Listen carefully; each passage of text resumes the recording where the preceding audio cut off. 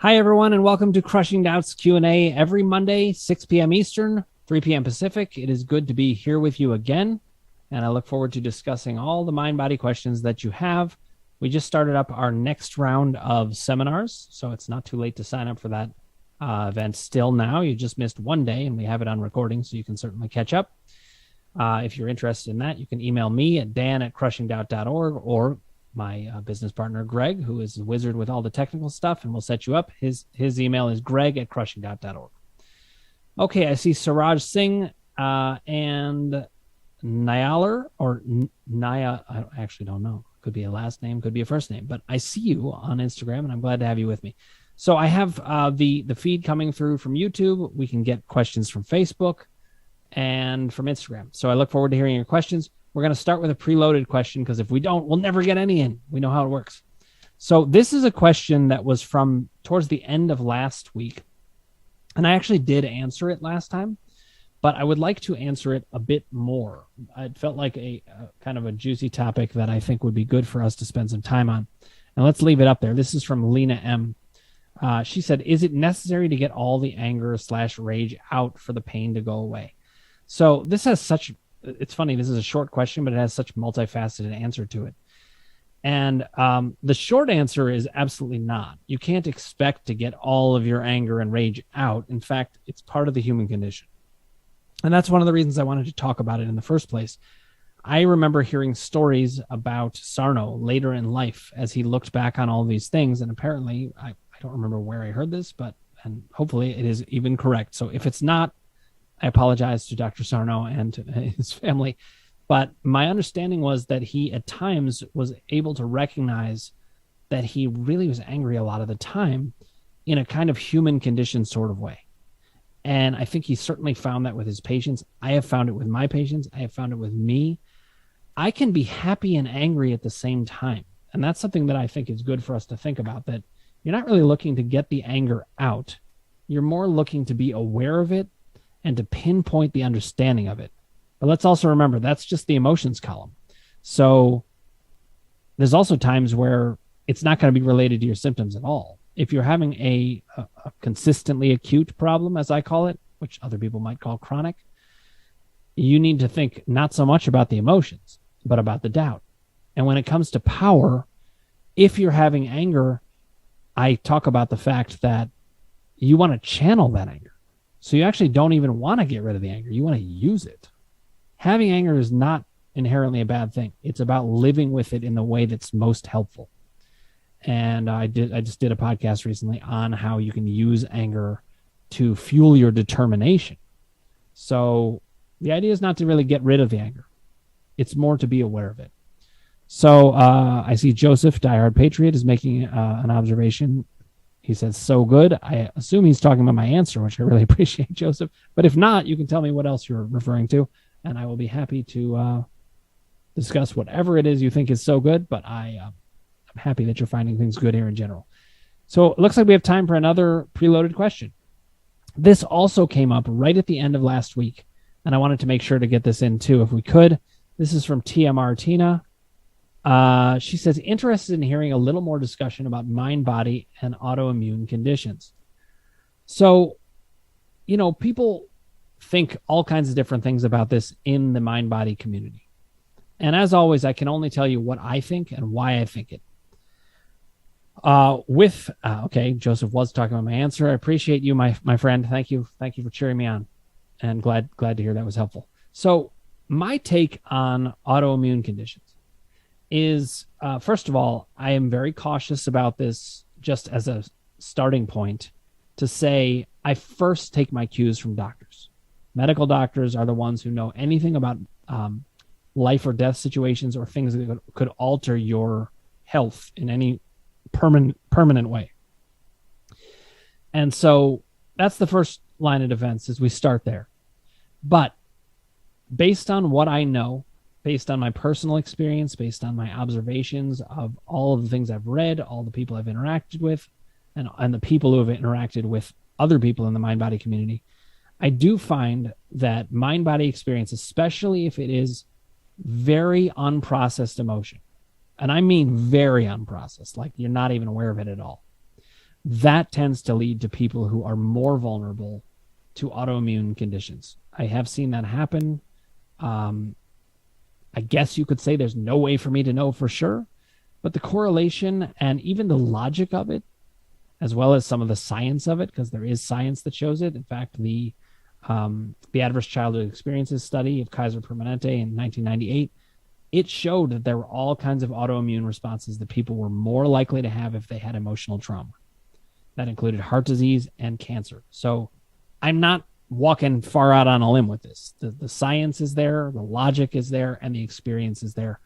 What I can say, though, just to be encouraging but also accurate, is that if you get to even the most remote, just basic awareness of these psychological conditions, you should be able to drastically reduce the risk that you have of autoimmune stuff. So I say that encouragingly, but it's also true in my book.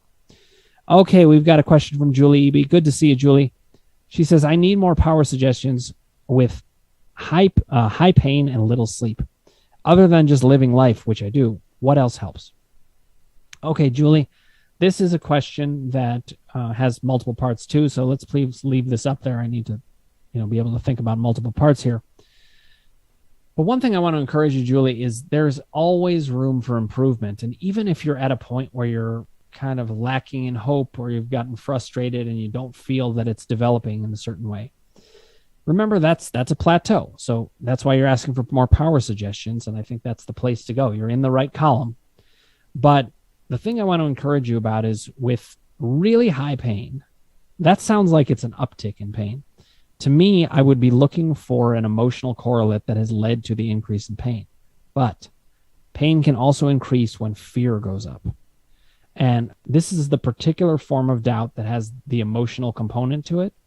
So when you have doubt that is more fear-based, you're going to need to kind of find new ways to deal with the emotions. So I think, Julie, there's some work to be done in the emotions column and also just in the power aspect of dealing with emotions to help you feel like there's something you can do. Maybe you're not feeling that there's a solution. As an example, and I'm pulling this out of thin air, I'm not saying this applies to you at all, but let's say you've got a significant other and they make you mad and then they don't want to talk about it and you have no recourse and you're just kind of stuck there with it. Well, there needs to be something you can do with that. Or it could be that your partner wants to talk about it all the time and you don't want to. And then you need to have some recourse for that. So there are some suggestions that I can make. What I do want to say is, though, let's get more specific. Let's ask the specific problems that you're dealing with that you think relate to that pain, and then we'll get some answers. As far as little sleep, sleep issues are really tough. What I do want to encourage you about is do not get into a cycle, if you can help it, of thinking that having less sleep will make you not able to heal. I got into that many times with my back pain because I was getting bad sleep also. And I was like, how am I supposed to get better? I need the sleep to be able to get better. By the way, I just want to say a quick hi to Logan. Good to see you. Logan did a testimonial a long time ago. Well, I guess it's only been about a year since we started this, so it wasn't that long ago. But Logan, really good to see you. You don't want to get into any pattern that makes you feel afraid, extra afraid. That, oh no, now I can't do this. So I would say if you're just living life in the way that you're talking about, Julie, you're probably starting to sink into, well, maybe there's not much I can do. I'm just living life. You do need specific things. And to do that, we need to get specific questions on the table to get the specific answers. So I know you need more suggestions. What I'd like you to do is to bring it back. Tell me, what emotional things do you think you're dealing with in those situations? And how do you feel they're going? Where do you feel stuck? Because you're feeling like there's no way to go with things. So, my long-winded answer is for more suggestions, we need more specifics, and I will get to that. Logan Downing says, you too? Good to see you, Logan. I'm glad you're here. Okay, we've got some comments from Joseph again, diehard patriot. He says, you said on a video somewhere that whenever we question our reality, it triggers a stress response. Does this mean if we are engaging in some very intense critical thinking about our reality, it can trigger a symptom? I do find, let's leave that up there, Courtney, if you don't mind. But there's another part to this. I do find that when I ponder and think about high stakes things for me, like religious studies and other big high stakes questions about life to me, I ponder about sometimes I get symptoms. So this is a very good question and has multiple answers, as many of them do. But what I would say is, it's funny because I have to think back on what was I saying in this video where I said whenever we question our reality, it triggers a stress response. Knowing what I know about me and what I think about this, what I mean by that is if you start to doubt your reality. So it is possible to have symptoms come up around an intense thinking about reality. That would be more emotions column.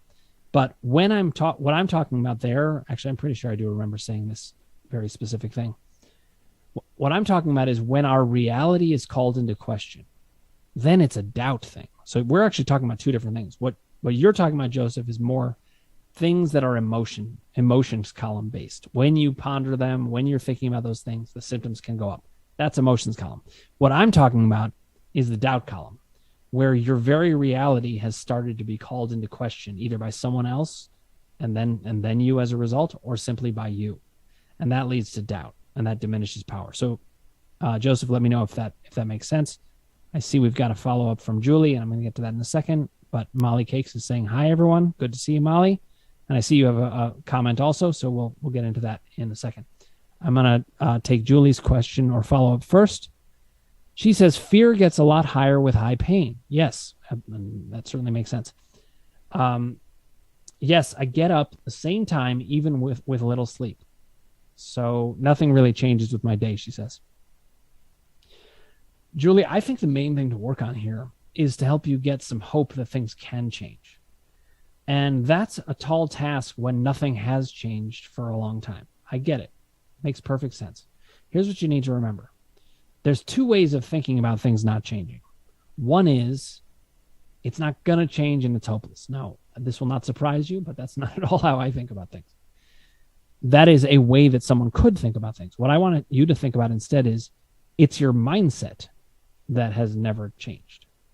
And you've never had reason to change your mindset. No, maybe nobody's given you the right ideas, or, we thought about it in the right way. Now, Julie has been to my seminars, and she and I are going to do some follow-up work. And so, Julie, I'm going to get you answers in that specific thing. But for the viewers out there and for you just today, what I want you to do is to think about what's making you hopeless that this can't change.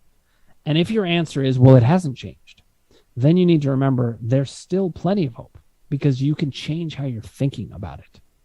So I actually think you have fear of fear. And of pain for that matter. When the pain comes in, you get afraid. When the fear comes in, you get afraid of that.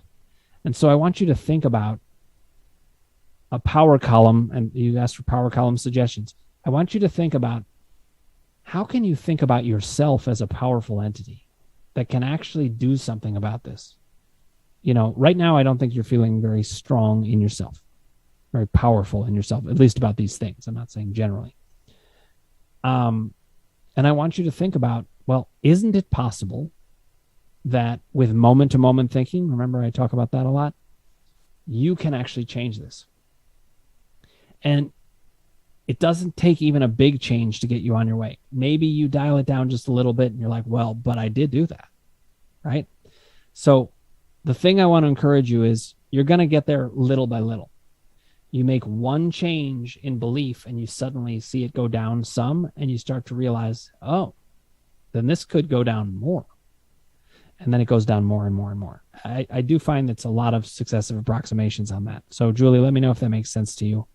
But don't worry, there are things we can do about this for sure. You're just getting into a fear cycle, which makes perfect sense. I get why you would, but it's all about information and thinking about things in a different way. Carrie Nordling, just wanted to acknowledge you're here on Instagram. Thanks for joining us. Okay, we've got Molly Cakes now. Supposed to get to her question next, and here we are. She says, what to do when you feel great and then things change in just seconds, like an instant feeling of anxiety and fear, and you are not even thinking anything scary and it just comes out of the blue. All right.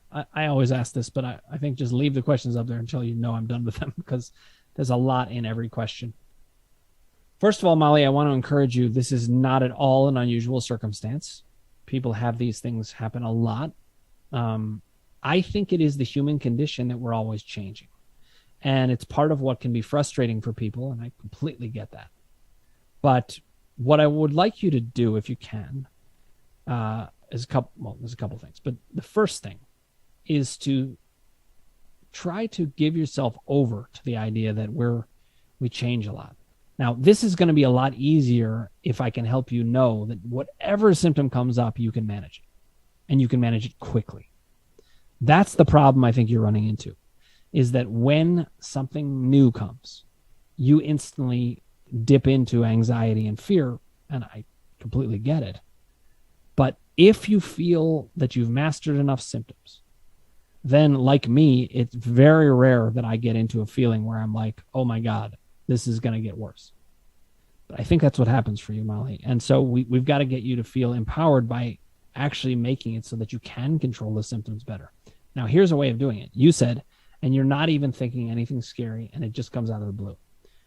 I really want to encourage you this very strongly. I promise you it does not come out of the blue from an unconscious stance. Somewhere in your unconscious mind, there's either a feeling or a thought that got altered, and the timing is exact. What I would like you to do is to take your body at its word. It is telling you something is up. I get that you would feel anxiety and fear, but your first line of defense is thinking, how does this make sense? It does make sense, and I need to figure out how. Then think about the timing. What was happening just now? And I find that these things kind of hide from us very, very easily, but it's not that hard to uncover them if we just assume there is something in there. Okay, I see Judy Caldo and Scotty Styles have joined Instagram, and Scotty says, hi, hello, hope you are having a good summer. I am. I wish that it was longer. My kids go back to school in 2 days, and I never like the end of summer, but it always comes back, moment to moment. All right, let's, Molly, let me know if that answered your question at all, and we'll work on that from there. Joseph is responding to my answer. He said, Dan, made perfect sense. For me, when I ponder on those questions, it does make me doubt my reality. Yep. I guess that's beyond pondering. Hold on one second. I'm getting distracted because leave this question up. I'm going to read the rest of this and then we'll get to that. I guess that's beyond pondering at that point. And maybe that's why a symptom can happen for me. I think so. I think there is something that crosses the line from the emotions column into doubt and power when you're doubting your full reality. So now he says, follow up, Joseph says, tips for coping with breaking bad habits and addictions. I have this teeth grinding habit. Breaking the urge is driving me nuts as I resist. I've experienced this in the past, breaking other habits, and my only coping mechanism is roughing it out. So that's obviously very tough. Here's what I would say. This, to me, strikes me as being very similar to attentional TMS. You can't get your mind off of it. You keep thinking obsessively about it. So what I want you to do instead is to think about you more globally, the power column.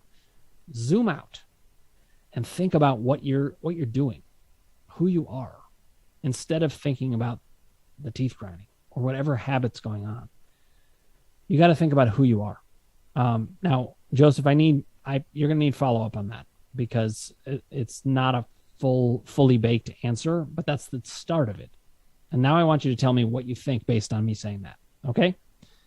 Okay, Molly is having some follow-up about my question. She said, I do have fear of fear. Like, that is my biggest issue. I am more afraid of anxiety than actual sickness. Absolutely. We need to help you feel that anxiety is a symptom like any other in the mind-body experience, and that it actually can be made to go away. It took a little bit more for me to recognize that that could be the case. And when I push back on it, and when I focus on the same things that I do for any other symptom, the timing, the fact that it does mean something, the fact that I can make it go away if I get the pinpointed understanding, the broad themes, the high stakes, I use the exact same stuff. And when you're in fear of fear, you've had that process disabled. So remember to go back into the process. Breathe, go back into the process. Try to have some belief that you can get somewhere if you follow this process.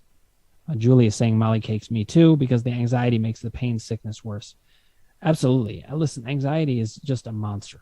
It really is. But at the same time, I want to be a little cautious saying it that way. I'm acknowledging that empathically, but I don't want you to think of it as a monster from the vantage point that it's so much harder to get past.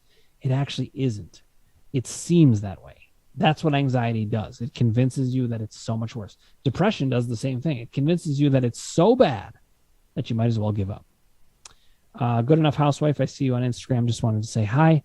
Okay, Suraj Singh. I think I saw you on Instagram also, but you're here on YouTube too. Okay, you've got some questions.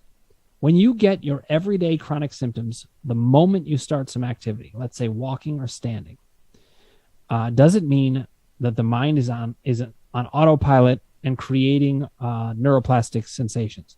Or does it mean the mind is creating the pain or uncomfortable sensations and pain, thinking you had an injury in the past or some damage, and this activity can further damage your tissue? I gotta read this again because it's a longer question, so give me 1 second. Actually you give some examples. So let's leave this one up there and then I'm going to read his examples. For example, in my case, walking and standing in just 5-10 minutes, start very uncomfortable, burning, pins and needles, hot, cold, stiffness sensation. I do have some old injuries and degeneration in my knees.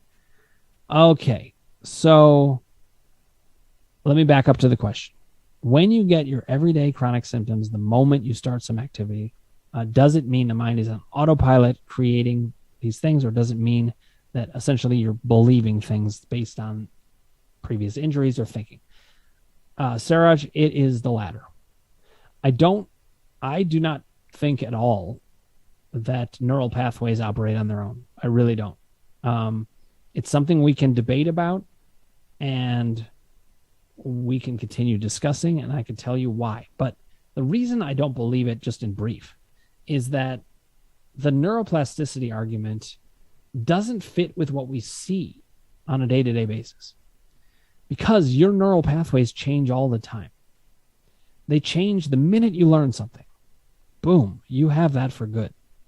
They say, it's like riding a bicycle. Well, when you ride that bicycle, your neural pathways have that operating system. Some people might say, oh, but hey, you don't lose that, right? So that's neuroplasticity. Well, listen, the reason you don't lose that is you don't learn something over top of it. If you learn to ride a super bike or something where there's some increased function, you could lose that neural pathway because it's not as valid anymore. Nothing ever takes the place of that bike thing. That's why it never goes. But things can be taken place of in all kinds of other neural pathway arguments. And the fact is, learning changes your neural pathways immediately. Aha moments in therapy sessions, which we have. Unfortunately, we have them few and far between. Hopefully we can get more of them, especially as we bring in things like columns work and the power column, so we can understand ourselves better. The reality is things can change very, very quickly. In this case, you're talking about a trigger.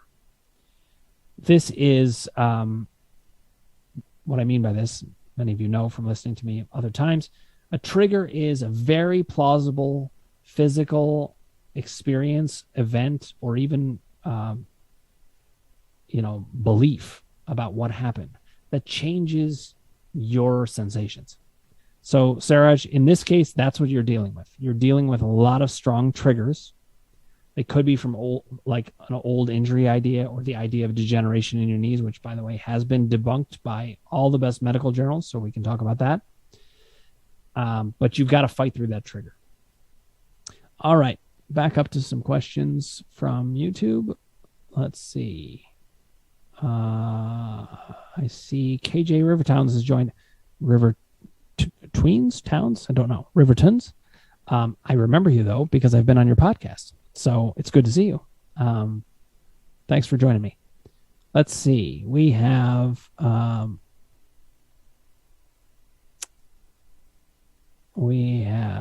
Joseph gave some empathy for Molly. Thank you guys for doing that, by the way. It's really nice in this community. You guys give each other encouragement. I think that's wonderful.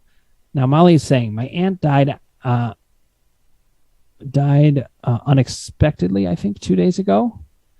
I'm sorry to hear that, Molly. And this anxiety out of the blue was yesterday. Okay, so listen, the timing does suggest something, and mortality brings a lot of anxiety. It's something to wonder about. Of course, I can't say, Molly, but we can explore this. It's the kind of thing, though, that fits. And one thing I can tell you is time and again with myself and with the people that I work with, I have really never found times where we could not find a correlation. Or I shouldn't say that. There are times where we couldn't find it, but there are never times where we find definitively there's no correlation. There's so much going on in your life that the chance that there is something emotional that could lead to anxiety is very high. And it's more a matter of thinking about, all right, what's happening? What I want to encourage you about is keep at it. Keep thinking, what is it? So let's take this example. We don't know if it was your aunt dying. And again, I my condolences to you. That's horrible, especially, when it's out of the blue like that, it can be so hard. Although the long-term suffering also can be so hard. It's all about what it means to you. So explore that, but be open to the fact that other things that fit with the timing might also work, because the mind looks for these red herrings. I'm not saying your aunt is a red herring, but it could be that it is. And you want to think about, is it possible that this is not what it is? It's the thing that seems to be the thing, but maybe it's, oh yeah, actually I had that interaction with that friend and boom, that happened. Very little things can lead to symptoms. Sometimes they're big though. So let's think about it. Okay, Linda Alarde says, I can get into a pain fear spiral. So this is certainly it's a theme of the day, and that is hard. I'm all in on TMS until I get a jolt of pain, and part of my brain blurts out, what was that? Something must be broken. I think definitely we've all been there. It just happens. Hard to undo the impact. So, Linda, let me encourage you that I'm just looking to see if you made comments down the line. You did, but that was actually about something else, I think. So I'll get to that. So, listen, try not to be hard on yourself that you can have these in the moment fast responses. You can still combat it. I don't want you, this is one of the keys to fighting doubt. Never see yourself as locked in to whatever experience you're in. So if you're saying, well, I have that response and then I can't get out of it, that's actually locking yourself in. I'm not saying that critically, Linda, but actually to free you up. Challenge yourself to believe that you could actually change. You could change in a variety of ways. And it's not necessarily going to harm you that you say, what was that? But you also are going to find eventually you will stop saying that. So you said you're all in on TMS, and I think that I know you well enough to know that that's true. But there are times where we still have doubt. I'll give you an example. I used to do these back stretches. And at one point I said to myself, why am I still doing them? I'm all in on TMS, but I'm still doing them. It's actually scary to go another step in. So I know you're all in on TMS, but actually you can go even further. You can get even more into it and say, listen, I'm going to recognize that there was no blunt force trauma here. There's no sudden onset of a medical condition. That's very, very unlikely. So this is TMS, mind body, and I need to treat it as such. Linda, let's do follow-up as needed.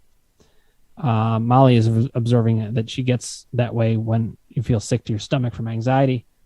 That's actually the thing that's hardest for me, of course, about anxiety, as we know about my phobia. So that's right there with you, Molly. But that's actually where I find crushing doubt really helps, because I can look and be like, listen, there's no way that I'm going to be sick from this. People really only get sick in either extreme circumstances or from when the anxiety doesn't even get countered. So even the fact that you're countering it is enough.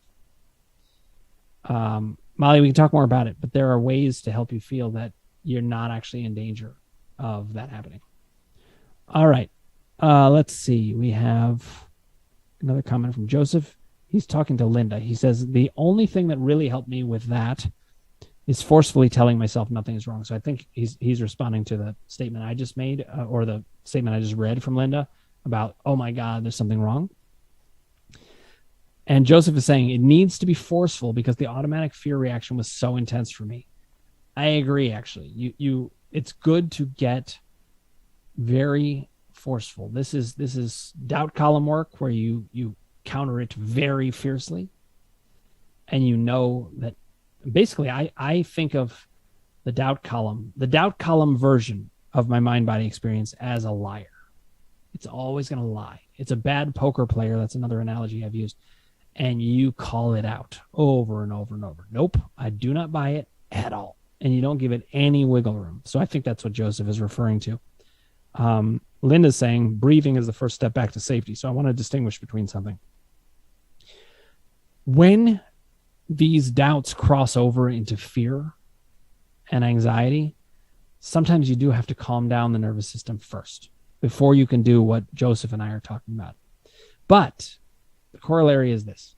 If you've got what Joseph and I are saying is in place, in the first place, you are less likely to get into that fear place. So try to do both. But sometimes I'm like, hey, I'm already past the point. I'm freaking out. I got to meditate. That's similar to breathing. Joseph is saying, on the worst days, Linda, my brain felt like it was turning into soup. Very dazed, foggy, fearful after a symptom would randomly come in. So this speaks to, and Joseph, you tell me if I have this right, but I think that when you have that ferocious response to doubt, that's like a way of protecting ourselves. It's a way of setting it up that the system is never going to get in there. Actually, I had this recently. I was taking my oldest daughter to school, and she has a fear of heights, which I have had in the past. And I'm largely over my fear of heights now, but you know how I do it? It's kind of like CBT, thought stopping. I don't let myself provide something that scares me enough. I just get at it right away. And I say, I said to my daughter, she was like, well, but I imagine. And I'm like, nope, don't imagine. Imagination is good, but not in these circumstances. Not at all. We do not want to imagine. We go down, like a horror movie kind of thing. And you want to shut that off fast. And Joseph, it sounds to me like you've been able to do that. Linda, you're not yet at that point. You still do go down that horror story path. Same thing with you, Molly. And if we can get you to a point where you just are like, no, I'm not even going to remotely let that in, then you can return to just using the columns. Okay, we've got a comment from Tony Smith. Good to see you here again, Tony.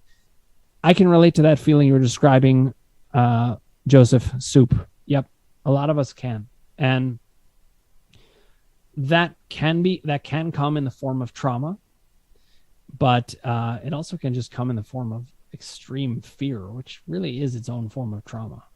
And listen, when I was in grad school, I remember being amazed by this, but now when I think about it, it's so obvious. When anxiety goes up, your processing speed goes down. Your whole brain is just wired differently when you're in fear. I've even had times where I couldn't read well. I mean, I could read, but it's like I couldn't concentrate. So it can be really hard.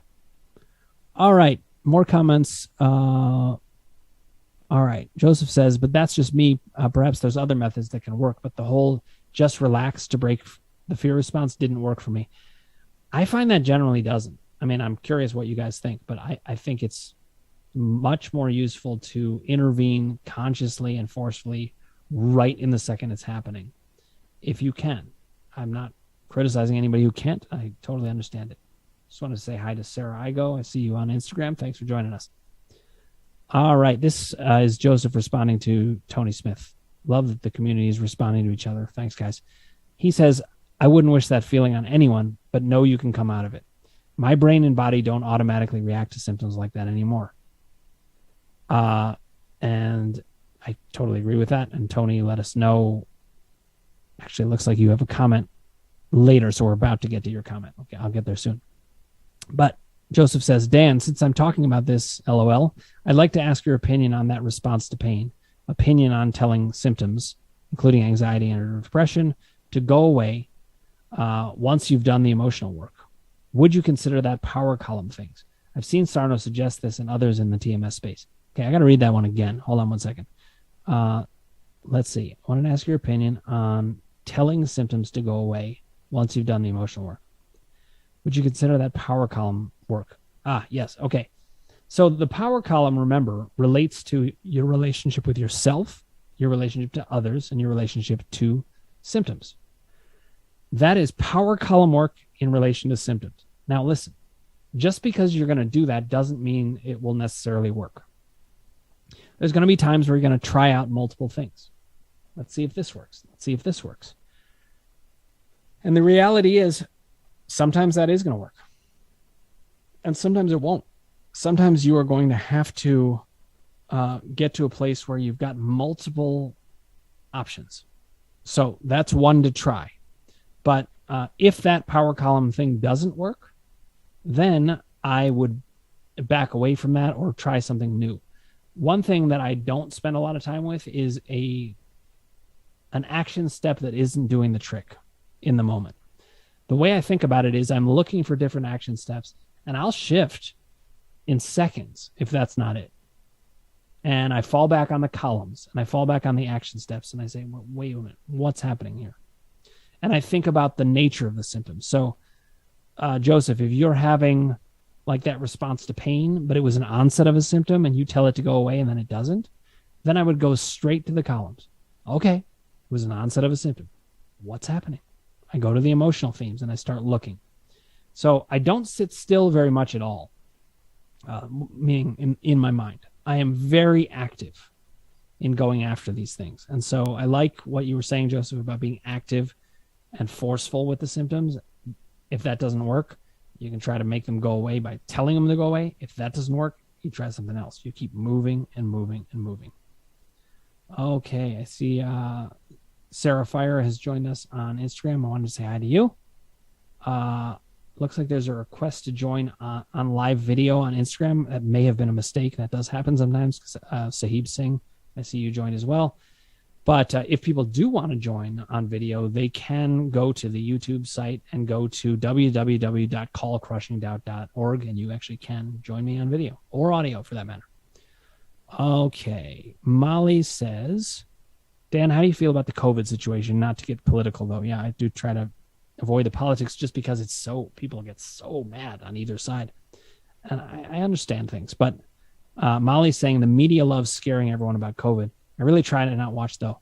Here's what I'd say, Molly. I don't think that's unique to COVID. I think that the media and any money-making endeavor tends to fall to the least common denominator, and fear is a big part of that. So I don't actually consume certainly don't consume a lot of news. I really don't. It tends to just rile me up. Of course, I do need to be informed, so I have to find ways to stay informed, but I like to be careful about it because the media on whatever side of the aisle you're on or whatever we call that, there's a lot of fear.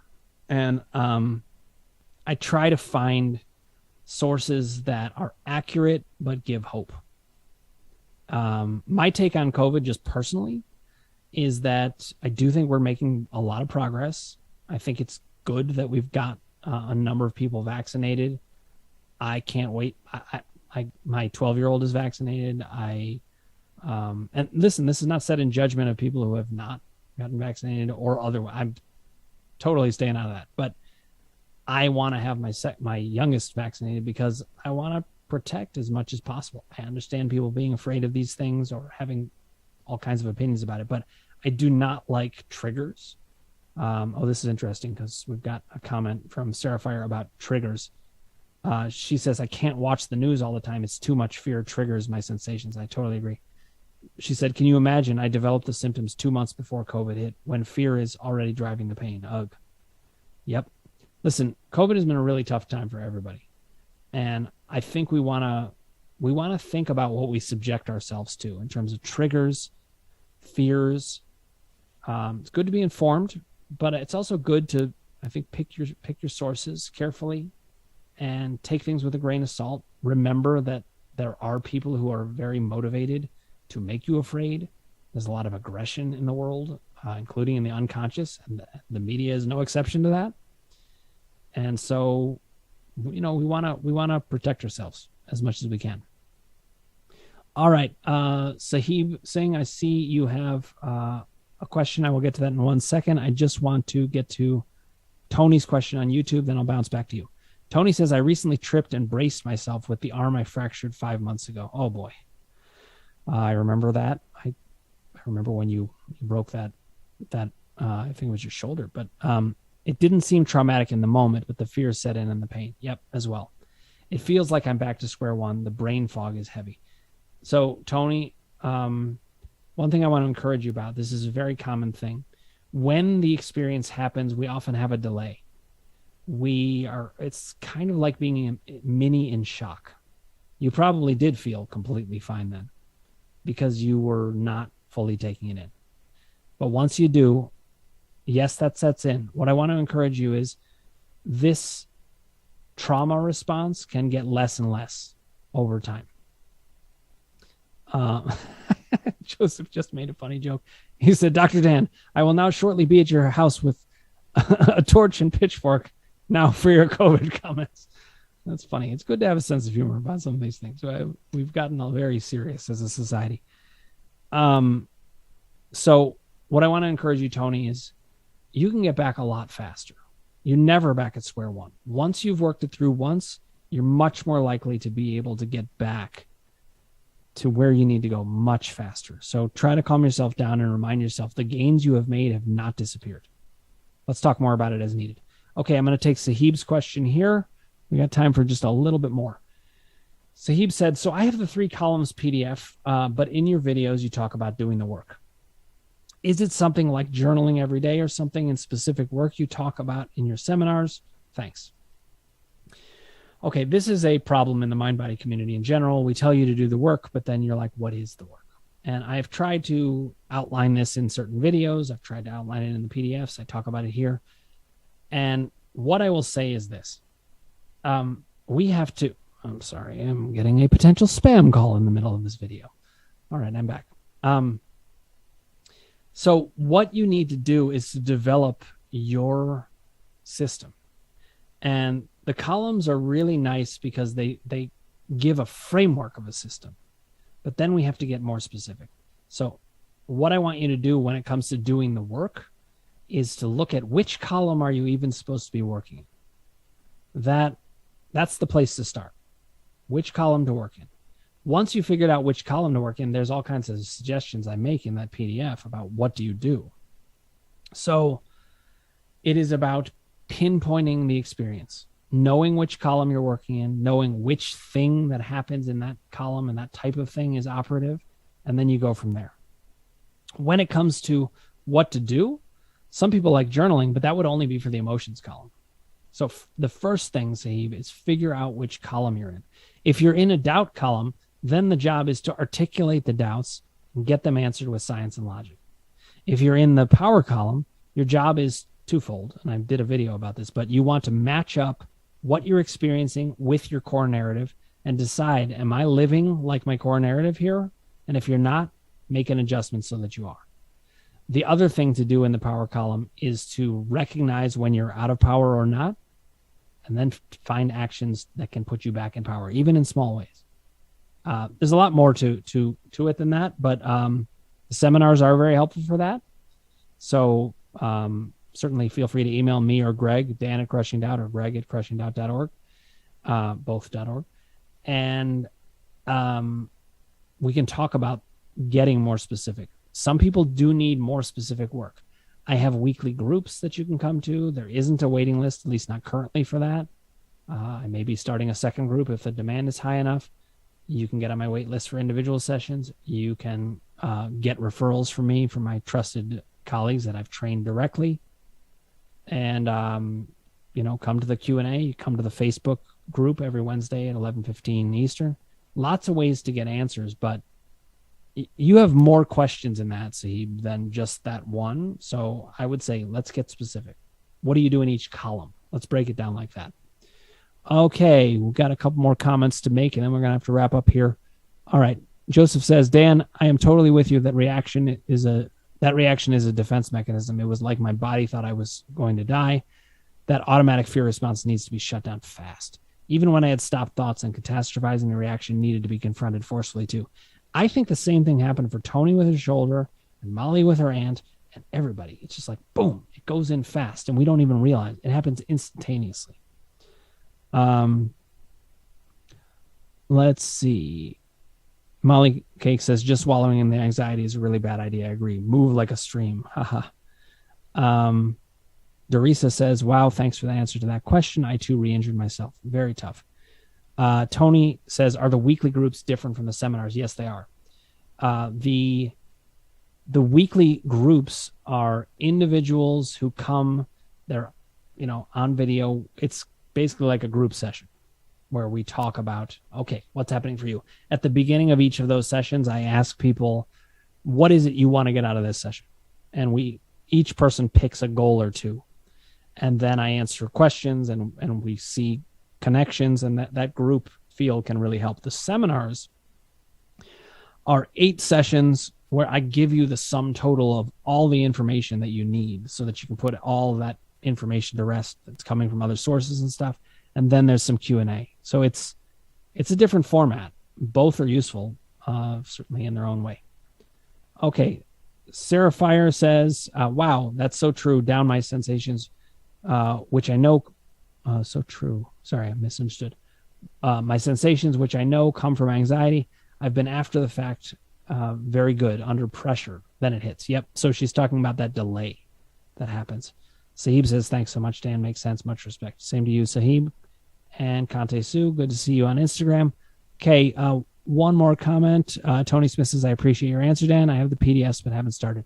So, Tony, there's plenty of work to be done, plenty of ways to... Oh, Sarah Fire says, sorry, it was texting. So sometimes that does come through in weird ways. So, yeah, guys, listen. I have built lots of different types of resources for all of you. Don't be afraid to reach out. Talk to me about what you need. Sometimes I develop resources based on what I'm hearing. So it may be that I don't have the resource yet, but you say, what I would need is this. And I'll see if I can work on it. I'm working on it all. And I'm so glad to have you all out there. I'm proud of this community. I'm proud of the people out there. I know how hard it is to fight through these issues, but so many of you, all of you really, are doing great in your own way. You're going to get knocked backwards sometimes. I do too. I like to have the framework and the way of understanding these things that can give me something to fall back on all the time. And that's what I'm going to keep providing. So do not hesitate to reach out to me if you are looking to sign up for the seminars or looking for the mind body guides, the PDFs. It's all available on www.crushingdoubt.org. And, in terms of the YouTube and supporting us, if you one way to do it is to subscribe. So if you haven't done that already, please do click subscribe. You can ring the bell for notifications so that you know what's coming. Hit like if you like what you're hearing. That helps as well. And put your comments below and I will get back to you personally. There's a number of comments. I'm late on comments lately. I will get back to you soon. So thanks for bearing with me on all that. Thanks for joining me. And I will be here same time next week.